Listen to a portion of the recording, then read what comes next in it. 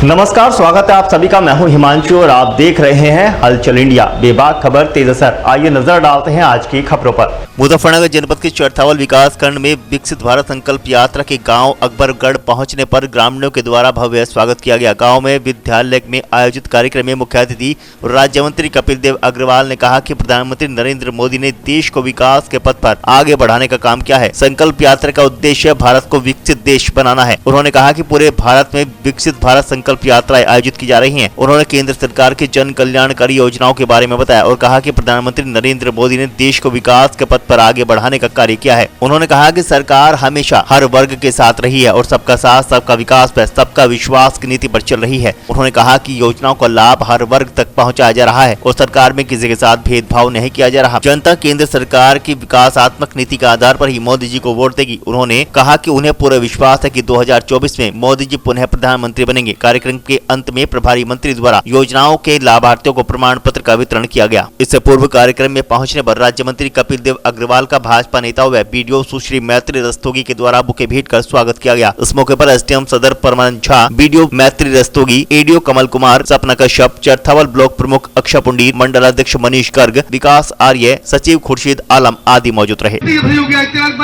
2017 से लेकर अब तक 7 साल हो गए।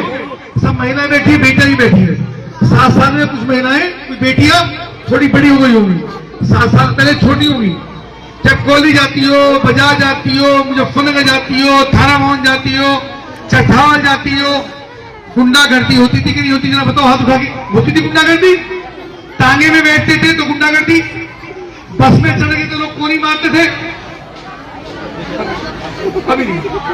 प्रधानमंत्री वो बस में बैठते थे तो गोली मारते थे, गुंडागर्दी करते थे, फबतियां कसते थे, लड़कियों को छेड़ते थे और लड़की बिल्ली की तरह दुबक करके बस के अंदर खड़ी रहती थी। उसकी हिम्मत नहीं होती थी जो किसी का विरोध करती। घर पे जाके नहीं बताती थी, घर जाके इसे नहीं बताती थी कि घर जाएंगे पिताजी को बताऊंगी, झगड़ा होगा, पिताजी झगड़ा करने आएंगे, भाई झगड़ा करने आएंगे, मार पिटाई हो जाएगी। ऐसा हमारी चलती थी। ये स्थिति की नहीं थी। मुख्यमंत्री योगी आदित्यनाथ के मुख्यमंत्री बनने के बाद महिलाओं का, बेटियों का, माताओं का सम्मान इतना बड़ा है, बिल्कुल सिंगनी की तरह। तेरी बात तो गुंडागर्दी को कर नहीं सकता, और कोई करेगा तो उसकी दोनों आंखों में उंगली डाल करके उसकी आंखें निकालने की हिम्मत कर सकती है। इतनी ताकत हमारी कोई। सारी योजना की चर्चा हुई। आपको बहुत सारे बहनों को गैस के सिलेंडर मिले। पहले कभी किसी ने दिए क्या? गैस के सिलेंडर में 50-50 हजार रुपए का ब्लैक होता था। गैस का मतलब बड़े आदमी, गैस का मतलब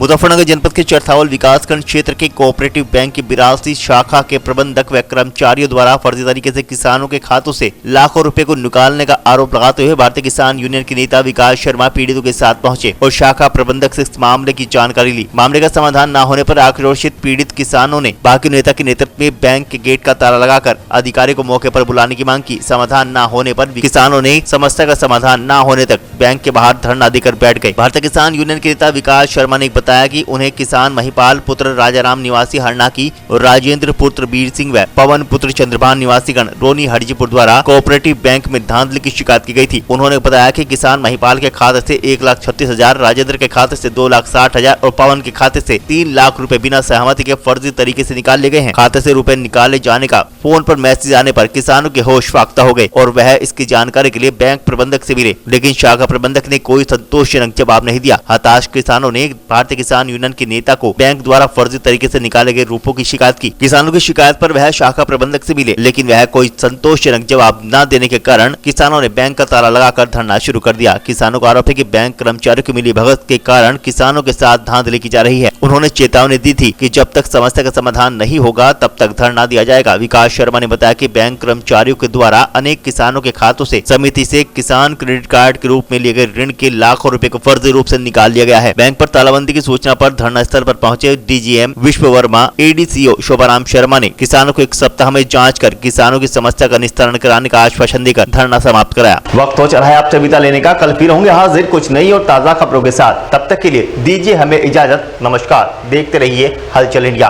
बेबाक खबर तेज असर।